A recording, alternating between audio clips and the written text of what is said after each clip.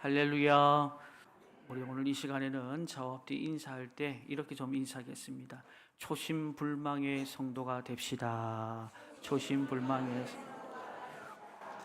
이 사자성어가 어렵습니다. 처음 가졌던 그 마음 잃지 말자. 처음 가졌던 그 마음 잃지 말자. 그런 뜻인데 우리 하나님께서도 어제나 오늘이나 영원토록 변치 않는 그 사랑을 우리에게 보이시는 것처럼 우리가 그 은혜를 입고 그 사랑을 받았다 하면 초심불망의 성도의 자세는 당연한 것 아니겠습니까? 그래서 그 중심을 하나님 앞에 날마다 올려드리고 또 그 중심을 받으시는 하나님께 또 영광의 삶을 살아가는 저와 여러분들에게 주의 이름으로 축원합니다. 우리나라 대부분의 그 기업들의 대기업의 기업들의 CEO들을 보면 이게 골프를 잘 즐겨 치는데 요즘은 좀 대중의 문화가 된 것 같아요. 근데 이제 이 골프를 치는 거는 자기 건강도 있고 비즈니스를 위한 이 교제의 장으로 많이 활용들을 합니다. 그런데 이 골프 대신에 매일 아침 이 산행을 하는 한 건설회사 CEO의 기사를 보았습니다. 그래서 산행을 하게 되는 그 이유가 되게 이제 호기심이 있는데 다른 게 아니라 경영자의 초심을 잃지 않겠다. 경영자의 초심을 잃지 않겠다라는 거였어요. 그는 상이야말로 그냥 있는 그대로의 자신을 이렇게 보여주는 거울이다라고 말을 했고, 산행의 기본이 자신이 자기가 출발했던 그 자리를 다시금 확인하는 것이고, 그곳이 그가 돌아와야 할 자리임을 잊지 않는 것을 말한다라고 이렇게 정의를 하더라고요. 사랑하는 성도 여러분, 우리 2026년도 시작한 지가 엊그제 같아요. 그렇죠? 벌써 2월 달을 맞이했고 벌써 6주 차입니까? 시간이 좀 됐어요.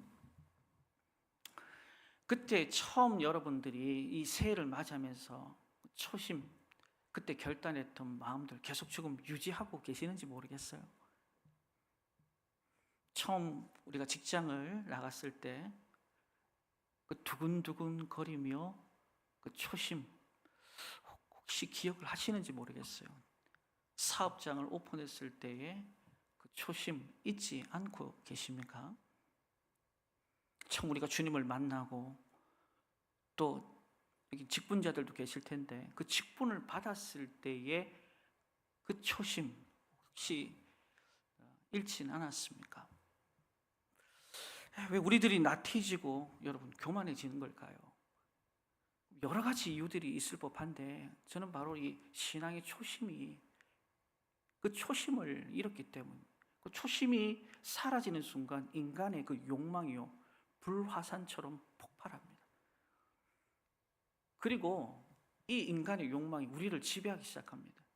더 무서운 건 그로 인한 결과물들인데 본질에서 이탈하더라. 다음 따라합시다. 본질에서 이탈합니다. 본질에서 이탈하게 되니까 이 생각, 사고 자체가 허망해지는 거예요. 그래서 사사시대가 왜 그렇게 망합니까? 각각 자기 소견에 옳은 대로 사는 것. 초심의 마음이 아니라 자꾸 이 본질에서 이탈하고 그로 인한 결과물들이 그 사사시대가 패역해지는 것 아니겠어요?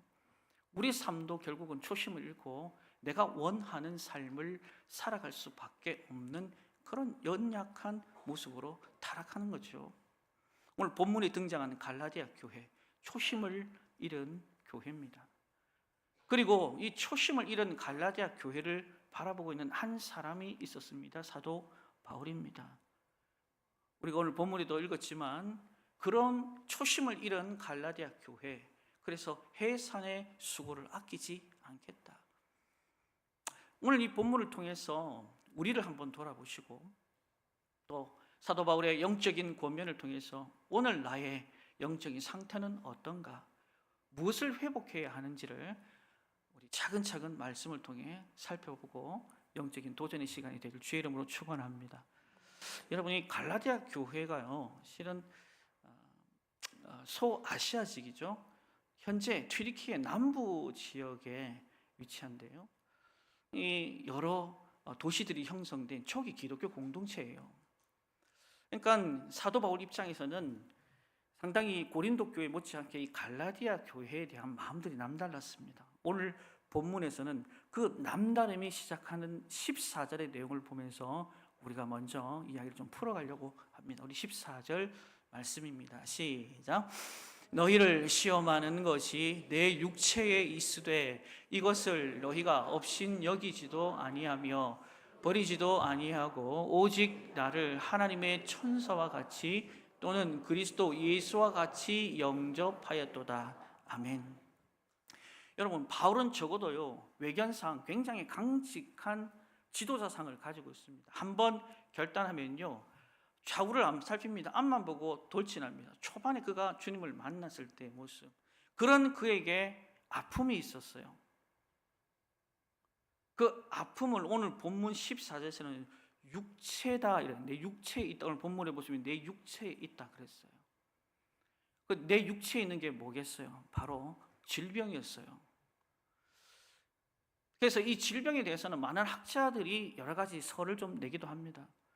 여러분도 아시겠지만 사도행전 9장을 보시면 거기에 부활하신 주님을 만나는 게 사도 바울 아니었어요? 근데 강렬한 빛 가운데 시력을 잃었다. 그래서 거기서 나타나는 여러 가지 질병 중에 바로 안지를 얘기를 합니다. 또 밤빌리아 가서는 늪지대에서 복음을 전하다가 말라리에게 물려서 고질병 때문에 고통을 겪었다. 그걸 가시로 이야기하는 분들도 계시고, 또 마지막으로 간질에 관한 부분들도 이야기합니다. 복음을 전한 사람이, 예수 이름을 증거하는 사람이, 그분의 기적을 이야기하는 사람이 세상 사람들이 볼 때 이 간질병은요 정말 사도 바울에게 있어서는 힘겨웠을 거예요. 그러니까 안질이든 말라리아든 간질이든 어떤 형태로든지 성경은 기록하고 있지 않지만 여기는 질병의 포커스가 있는 것이 아니라 어쨌거나 지금 이러한 세 가지 중에 하나는 자기에게 있어서는 육체에 굉장히 큰 고통이었고, 더불어서 이것을 바라보는 성도들의 입장에서 시험 들 거리만한 거였어요. 그런데도 불구하고 오늘 본문에서는 갈라디아 교회 성도들은 외면하지 않다, 거절하지 않았다. 하나님의 천사처럼, 그리고 주님의 마음으로 그 연약함을 안았다. 보니까 눈을 빼서라도 사도 바울에게 줄 만큼의 마음, 스승과 제자 간의 이 관계성이 굉장히 좋았던 그런 교회가 바로 오늘 본문의 갈라디아 교회입니다.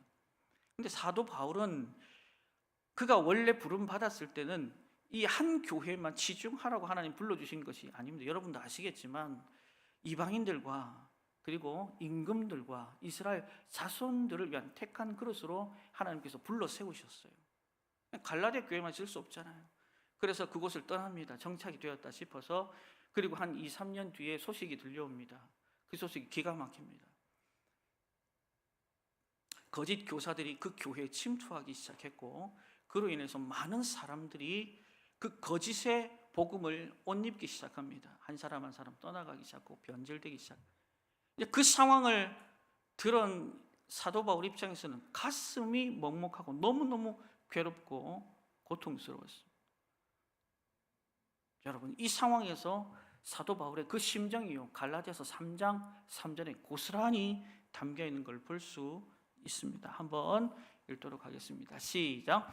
너희가 이같이 어리석으냐? 성령으로 시작하였다가 이제는 육체로 마치겠느냐? 아멘. 우린 지금 이거 평서문으로 읽잖아요. 근데 여러분들이 한번 생각해 보세요. 해산의 수고를 아끼지 않는 이 마음을 가지고 그 영혼들을 바라보았던 사도 바울, 그리고 복음을 전했던 너희가 이같이 어리석으냐?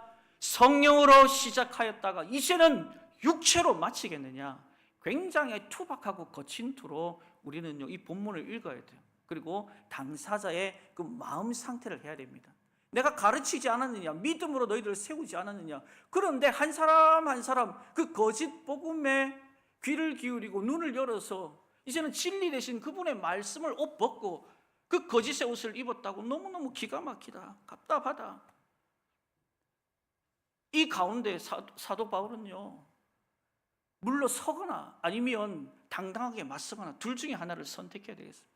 저는 우리 시민교회 성도님들 한 분 한 분이 영혼을 사랑하는 정말 이 사도 바울의 그 마음을 가지고, 특별히 19절, 20절에 그가 어떤 자세로 영혼을 대할 건가, 바라볼 건가, 동일한 이 마음과 삶의 자세를 취하여서 하나님께 영광 올려드리는 믿음의 공동체, 성전된 우리 모든 주의 백성들이 다 되시길 주의 이름으로 축원합니다. 자, 그러면 그의 영혼을 대한 자세, 태도는 19절, 20절인데 한번 보도록 하겠습니다. 시작. 나의 자녀들아, 너희 속에 그리스도의 형상을 이루기까지 다시 너희를 위하여 해산하는 수고를 하노니, 내가 이제라도 너희와 함께 있어 내 언성을 높이려 함은 너희에 대하여 의욕이 있음이라. 아멘. 나의 자녀들아, 갈라디아 교회 성도들을 얘기하는 거죠. 너희 속에 있는 그리스도의 형상, 이걸 이루기까지 내가 얼마나 몸부림쳤는지 모른다. 근데 지금 너희들의 상황을 한번 봐봐. 거짓 교사들의 그 한마디에 농락이 되어서 진리의 옷을 벗고 그 변질의 옷을 입은 너희들의 모습을 봐봐. 그렇다고 난 너희들을 포기할 수 없다. 어떤 자세로? 따라합시다. 해산하는 수고. 저는 아기를 안 낳아봐서 잘 모르겠습니다. 해산하는 수고를. 그런데 이 땅에 많은 고통들이 있습니다. 그러나 그 고통 중에 가장 큰 고통이라고 하면 바로 해산하는 수고가 아니겠을까? 그러니까 사도 바울 입장에서는 이것을 기록할 때 어떤 자세로 내가 너희를 대한다라고 쓰면 그들이 가장 와닿을까? 바로 이 해산하는 수고. 이게 왜 고통스러운 걸까요? 왜 위험스러운 걸까요? 생명을 놓기 때문에 그래요. 우리 여기 있는 여성분들이 많잖아요. 아기를 놓다가 생을 달리하는 분들도 계십니다. 그만큼 생명을 잉태한다는 것은 위험한 거고 고통스러운 거예요. 근데 그 위험하고 고통스러운 것을 감안하면서도 이 공동체가 와해되어 있고 초심에 대한 마음으로부터 이탈되어 있는 성도들 볼 때에 나는 그 해산의 고통, 그 수고도 아낌없이 너희들에게 집중하겠다. 생명 바치겠다. 할렐루야. 저는 우리 시민교회가요, 그런 교회 되기를 원합니다. 그런 결박함과 간절함으로 영혼을 바라보면요, 어떤 영혼이도 불쌍히 보여요. 내 원수라 할지라도 원수로 보이지 않아요. 우리 주님 앞에 안티 세력들이 얼마나 많았습니까? 그럼에도 우리 주님은 늘 영혼을요, 내 몸 돌아보듯이 항상 돌아보셨던 분이세요. 저는 우리 시민교회 모든 성도들이 그런 해산의 수고, 영적인 눈이 열려서 그 영혼을 바라보는 입장과 태도를 가진다면 이 빈자리가요, 하나님께서 구원받는 수를 더해주는 믿음의 은혜의 정말 성령 충만한 공동체로 하나님께서 세워가실 줄로 믿습니다. 이렇게 육신의 자녀를 출산하는데도 그렇게 고생과 어려움이 따랐다면 생각해봐요. 이 영적인 싸움이잖아요. 그런 한 영혼 한 영혼에 들러붙었어요. 여러분 보세요. 신천지, 통일교, 몰몬교, 여호와의 증인, 기쁨소리 선교회, 수많은 내가 재림 예수다고 하는 사람들이 30여 명이 넘는 이 땅에서 많은 영혼들이 눈이 다치고 귀가 다치고 마음도 닫아놓고 그곳에서 그들의 삶을 드리는 사람들이 얼마나 많아요. 근데 그들을 건져내기 또한 너무너무 힘듭니다. 사랑하는 부모님들은 자녀들을 신천지에 뺏겨서 목에 피켓 걸고 1인 시역하면서도 그 자녀들이 와서 뭐라고 합니까? 아버지, 우리가 믿는 이 진리가 참 진리예요. 이만희가 참 진리라니까. 거기에서 신천 신지를 우리에게 주신다니까. 거기서 성령을 만나야 된다니까. 기가 막힙니다. 거기에 수많은 사람들이 그게 진리인 줄 알고 넘어가서 그 인생 가운데 우리의 모든 것들을 바치는 주변 사람들을 우리는 많이 보곤 해요. 이게 바로 영적인 싸움이에요. 쉽지 않은 싸움입니다. 그렇기 때문에 사도 바울은요, 해산의 수고를 아끼지 않겠다라는 거예요. 다시 말하면 이 해산의 수고를 할 수밖에 없었던 명분이 필요하지 않겠어요? 그 명분을 어디서 찾았을까요? 바로 복음에서 찾았습니다. 그래야 이 해산의 수고가 롱런할 수 있고 어떤 상황에도 비교하지 않을 만큼 강의 위험, 강도의 위험, 신의 광야의 위험, 태장을 몇 대마다 추워서 배고파서 아무것도 할 수 없는 그 순간도 이겨낼 수 있게 만들었던 그 명분이 뭘까요? 우리가 그 명분을 찾아내야 돼요. 바로 성부, 성자, 성령, 삼위일체의 희생적 사랑 안에서 그는 그것을 찾았어요. 우리 교회가요, 여기에 대해서 명확한 명분을 가지고 앞만 볼 수 있다면 이제는 대상 가리지 않습니다. 형편 따지지 않습니다. 묻지도 따지지도 않습니다. 그냥 우리가 볼 대상은 영혼이에요. 그 중심이고 그 마음이고 하나님의 뜻인 거예요. 우리 시민교회가 부흥하는 길은 다른 데 없어요. 그런 성경적 가치와 명분이 명확하면 우리가 바울처럼 롱런합니다. 강의 위험, 강도의 위험, 시내의 위험, 광야의 위험, 배고프고 춥고 퇴장을 몇 달씩 맞고 감옥에 갇히고 파선을 당하는 그 가운데서 그가 버텨낼 수 있었던 삼위일체 하나님의 희생적 그 사랑. 성부 하나님은 당신의 하나뿐인 아들을 제공하려고 희생합니다. 성자 예수님은 이 땅 가운데 아버지의 뜻을 이루기 위하여서 십자가를 지십니다. 질 필요가 없는 그분이 왜 지셔야 됩니까? 저와 여러분 때문에 진 거예요. 그만한 가치가 있어요? 우리가? 아니요. 그럼에도 그분은 작정하신 거예요. 보혜사 성령께서 이 땅 가운데 오셔서 교회를 떠나지 않고 교회 안에서 함께 하셨습니다. 다시 말해 성부와 성자와 성령 이 삼위일체 하나님께서 한 영혼을 향하여서 희생의 그 영역을 사도 바울이 보았기 때문에 그가 해산의 수고를 값없이 끝까지 버텨낸 줄로 믿습니다. 이 이야기를 요한복음 12장 24절에도 예수님이 잘 풀어내고 있는데 거기는 이렇게 말씀합니다. 함께 읽겠습니다. 시작. 내가 진실로 진실로 너희에게 이르노니 한 알의 밀이 땅에 떨어져 죽지 아니하면 한 알 그대로 있고 죽으면 많은 열매를 맺느니라. 아멘. 여러분, 이 말은 누구를 향한 말일까요? 바로 삼위일체 그 하나님 되신 분을 말하는 거예요. 그분이 죽으셨다 이 말입니다. 죽어서 결국은 친히 썩는 밀알이 되어서 바로 우리를 건져내신 겁니다. 다시 말하면 희생적 사랑이 없이는 불가한 일인데 사도 바울이 이 명분을 가지고 갈라디아 교인들, 지금 거짓 교사들로 인해서 진리의 옷을 벗고 그 거짓의 옷을 입고 거기에 붙들려 있는 들 생명 바쳐 구원할 명분을 찾아낸 것입니다. 이제 우리가 이 희생에 대해서 한 걸음 더 나아가 우리 자신을 한번 돌아보십시다. 여러분, 좌우 앞뒤를 한번 보십시오. 사랑하는 성도들 한번 보세요. 지금은 볼 시간입니다. 네, 뭐 불편한 사람이 옆에 있습니까? 이럴 때 좀 보는 겁니다. 여러분, 옆에 동서남북 좌우 앞뒤에 있는 성도님들 누군가의 희생으로 이 자리에 앉아 있는 줄로 믿습니다. 그 영혼을 놓고 얼마나 많이 기도했겠습니까? 눈물로 기도했겠습니까? 시간 들이고 물질 들이고 건강 들이면서 얼마나 찾아가고 선물 나누고 식사하면서 골방에서 하나님 아버지 금요기도에서 얼마나 그 모임 때마다 주여 이 영혼 불쌍히 여라고 기도를 안 했겠어요? 그래서 오늘 우리가 이 자리에 있는 겁니다. 그 희생의 열매가 뭐예요? 우리에게는 구원이 주어졌고 예수 그리스도를 인생의 가치로 우리의 삶에 수용하게 된 줄로 믿습니다. 사도 바울 보세요.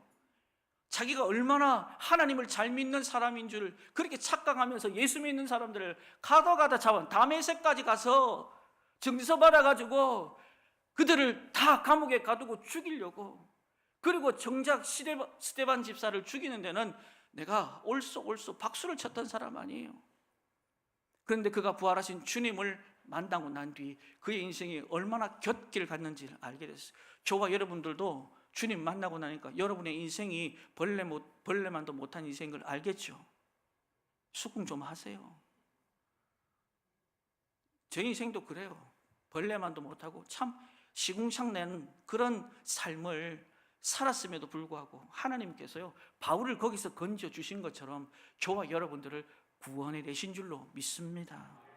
그래서 그는 참 이게 잘못되었다. 그래서 디모데전서 1장 13절에 그의 과거사를 이렇게 기록을 하고 있습니다. 시작.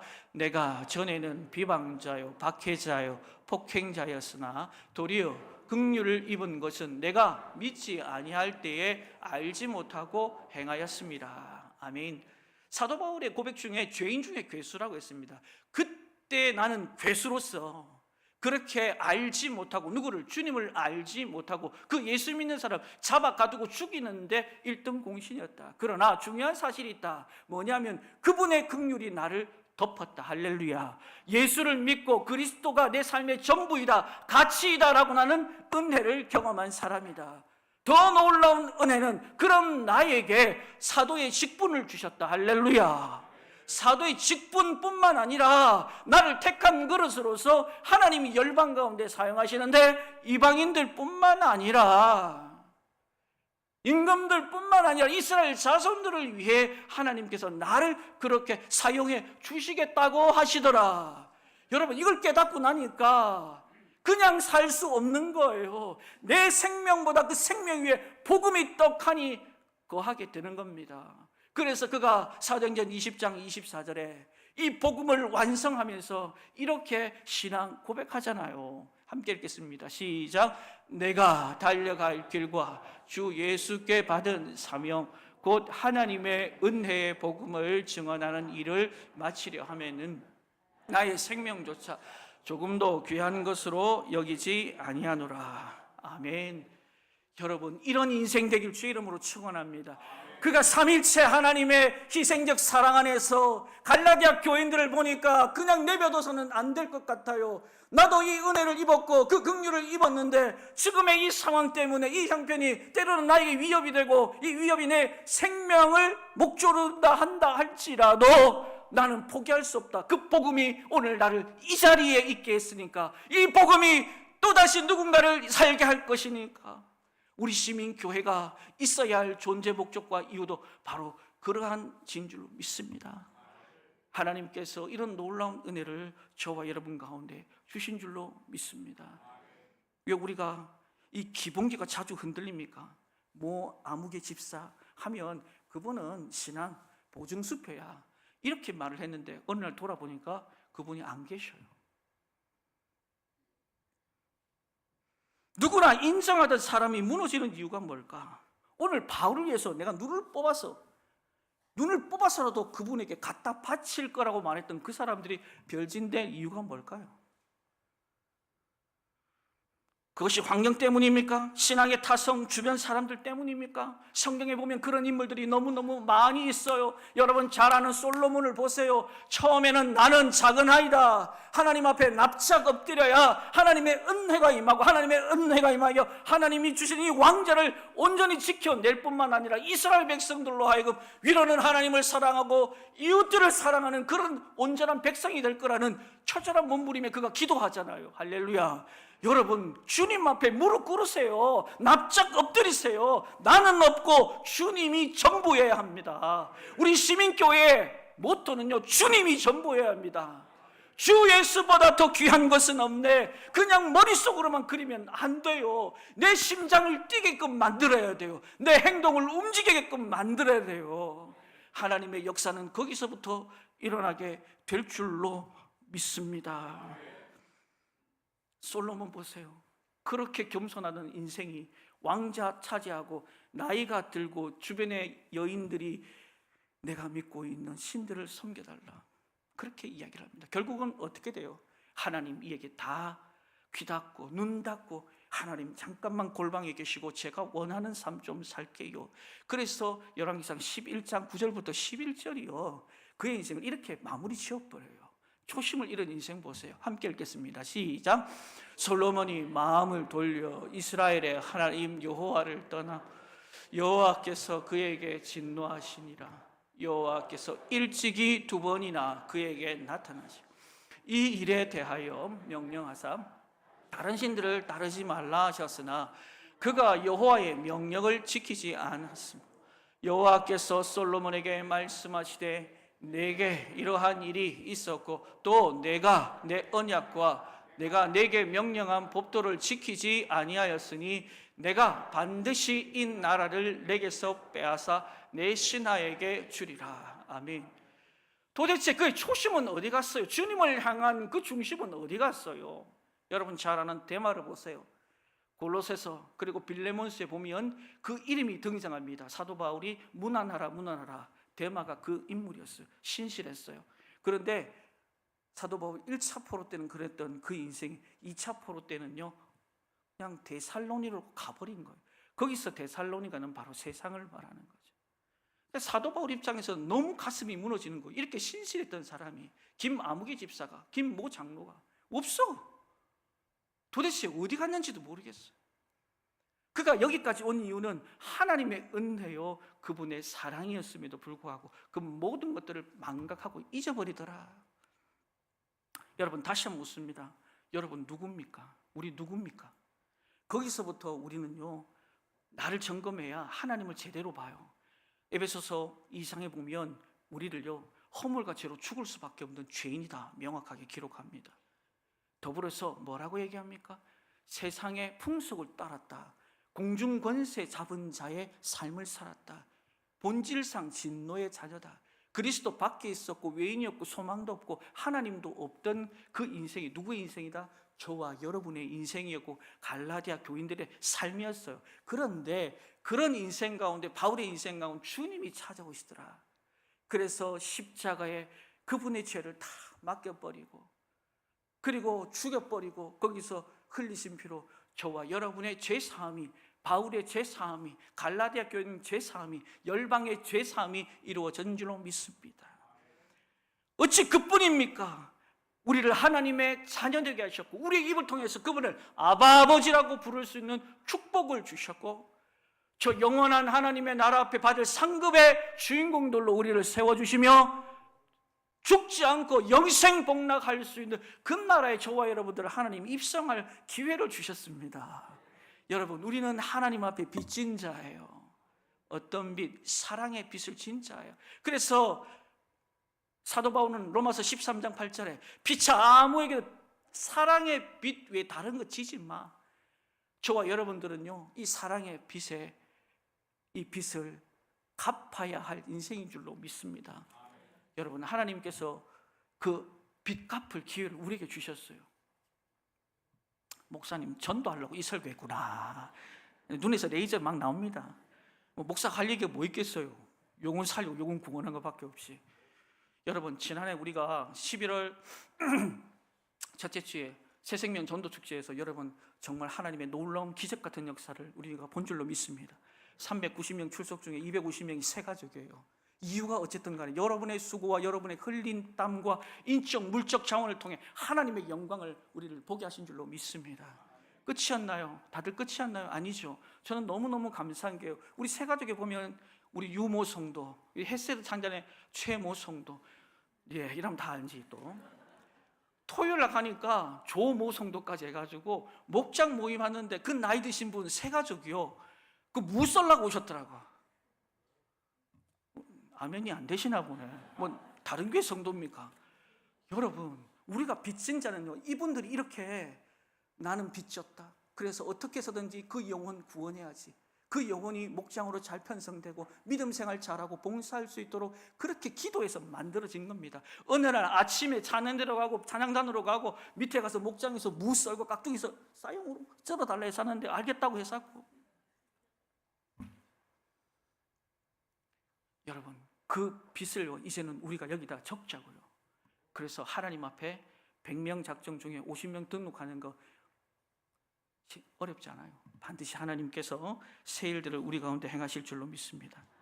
여러분에게 묻습니다. 주님을 처음 만난 곳, 그리고 그 사랑 앞에 나의 삶을 주께 드리기로 고백했던 그 장소 어디입니까? 기억은 나십니까? 그 사건들 다 왜 잊으셨어요? 무엇 때문에 그 순수한 사랑과 영혼에 대한 열망들을 잊으셨습니까? 오늘 이 시간 주의 음성을 듣기를 주의 이름으로 축원합니다. 다른 것 아니에요. 베드로가 모든 것을 잃었습니다. 그리고 주님을 저주하고 떠난 그 죄책감에 갈릴리 고향으로 내려갑니다. 부활하신 주님께서는 다시금 그에게 찾아오십니다. 다른 것 때문에 오신 게 아니에요. 그의 초심을 회복하기 위해 오신 거예요. 떡과 고기를 준비하셨어요. 조반을 차렸다. 야, 모든 사역의 시작은요, 이 식탁에서 이루어져요. 우리 이제는 이거 끝나고 나 밑에 가서 밥 먹잖아요. 그럼 밥만 집어넣지 말고 뒤에서 얼굴도 좀 보고, 아이고 장로님, 권사님, 아이고 집사님 잘 지냈나, 교제도 하고. 그러면서 마음이 활짝 열리는 거예요. 베드로 얼마나 죄책감 속에 살았겠어요. 나는 내가 수장인데도 주님 못 박았다, 모르는 척하고 부인했다. 근데 주님 오셔서 딱 조반 준비해놓고 그때부터 배부르고 난 뒤에 딱 첫 마디가 그거예요. 뭔지 아세요? 네가 이 사람들보다 나 더 사랑하니, 이렇게 시작해요. 그 말은 뭔지 아세요? 네가 잃었던 그 초심 다시 회복하면 좋겠다. 여러분, 우리 같았으면요, 이런 수제자라고 하는 녀석이 말이야, 그냥 한 엉덩이를 쭉 팼으면 좋겠구만. 그런데 주님은 그렇게 접근하시는 거예요. 그분이 인격적이다라는 거예요. 그래서 또 묻습니다. 너 나 사랑하니? 주님 사랑합니다. 한 번 더 묻습니다. 주님, 너 나 사랑해? 그때는 눈물을 흘려요. 말로 보이지 않겠습니다. 이제 행동으로 진짜 하나님, 주님, 다시 서겠습니다. 그거는 어제나 오늘이나 영원토록 변치 않는 그 사랑을 네가 보고, 너도 이제 그 사랑 안에, 그 초심 안에서 다시금 나를 위해서 복음을 전해주면 좋겠다. 그렇게 해서 탄생한 곡이 갈릴리 바닷가에서라는 곡이에요. 여러분 아시죠? 아시죠? 갈릴리 바닷가에서 주님은 시몬에게 물으셨네. 사랑하는 시몬아, 너 나 사랑하니? 너 나 사랑해? 다시 초심 회복할 마음 없어? 묻는 거예요. 우리 같이 이 물으면 우리 답 한번 합시다. 반주해 주세요. 우리 가슴에 손을 대고 오늘 주님이 날 부르신다, 물으신다. 갈릴리 바닷가에서, 갈릴리 바닷가에서 주님은 시몬에게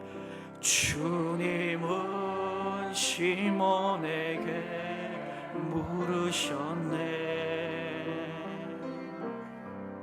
사랑하는 시몬아, 넌 날 사랑하느냐?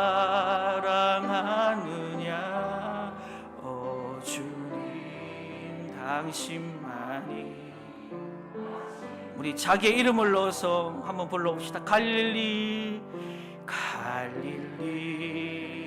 바닷가에 주님은 호동에게 물으셨네. 주님은 호동에게 물으셨네. 사랑하는 호동아, 넌 날 사랑하느냐? 오 주님. 우리 마지막으로 두 손 높이 들고 주님의 물으심에 우리의 초심을 회복하며 나갑시다. 갈릴리 바닷가.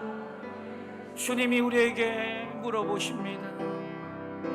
주님은 호동에게 물으셨네. 사랑하는 호동아, 넌 날 사랑하느냐? 오 주님, 당신만이 오 주님, 당신만이 아십니다. 오 주님, 당신만이 아십니다. 우리 시간에 기도합시다. 하나님, 주님을 향해서 나의 초심이 어제나 오늘이나 영원토록 변치 않아야 되는데, 주변의 환경과 상황들로 인해서 세상이 더 좋습니다. 명예와 부귀가 더 좋고 물질이 더 좋아 하나님 아버지, 우리가 곁길 떠날 때가 많습니다. 그러나 여전히 사도 바울을 사랑하고, 여전히 갈라디아 교회를 사랑하고, 우리 시민교회를 사랑하고, 우리를 사랑하시는 그 하나님의 그 사랑 앞에 다시 한 번 더 우리가 영적으로 하나님 일어서게 하여 주시옵소서. 회복되게 하여 주시옵소서. 하나님 아버지, 부흥의 사역에 우리를 마음껏 사용하시되 그 초심이 우리를 일어나게 하여 주시옵소서. 우리 주여 삼창하며 하나님 앞에 은혜 구하며 믿음으로 갑니다.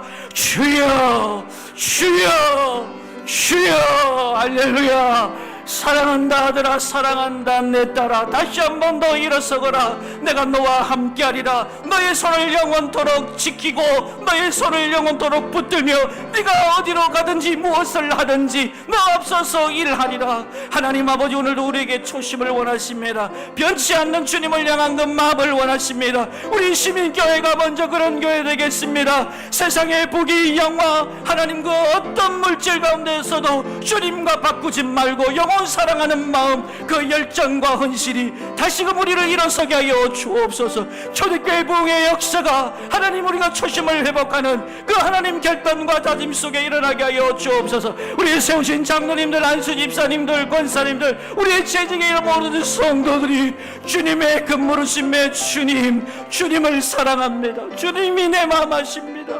하나님, 우리 교회가 그런 교회 되게 하여 주시고 이 마지막 시대 우리를 마음껏 주님 사용하여 주시옵소서. 새 일을 행하실 하나님을 찬양합니다. 지금도 살아계셔서 우리와 함께 하시는 하나님, 네가 나 사랑하느냐 주께서 물으십니다. 주님 사랑합니다. 주님 사랑합니다. 주님이 제 마음 아십니다. 하나님, 우리 교회의 마음을 아십니다. 하나님, 이 초심 변치 않게 하시고 어제나 오늘이나 영원토록 사랑하신 그 주님 사랑만큼 우리가 세상 가운데 영혼을 향하여 열방을 향하여 손을 내밀고 그들에게 하나님 사랑을 나누고 복음을 전하는 귀한 공동체와 우리 모두가 되게 하여 주옵소서. 그 나와 의를 구하라, 그리하면 이 모든 것을 너에게 더하시리라. 하나님 축복의 그 은혜도 우리 모두가 경험케 하여 주옵소서. 감사를 드리며 살아계신 예수님의 이름으로 축복하며 간절히 기도합니다.